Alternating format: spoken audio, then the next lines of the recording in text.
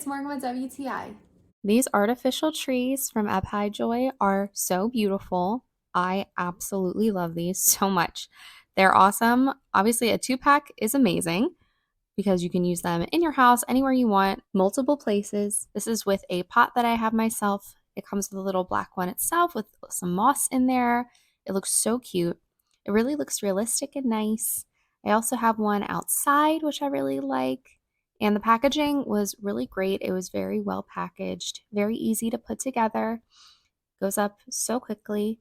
You have to fluff out the leaves yourself, but once you do that, they become so full and they stay anywhere that you want them. They move super easily, and I had a lot of fun unpackaging it. And look how full they get. They're just so beautiful, so cute. That green color is amazing. The bark is very realistic looking.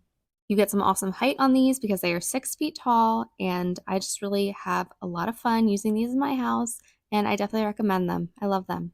I love these trees, and that's my point of view.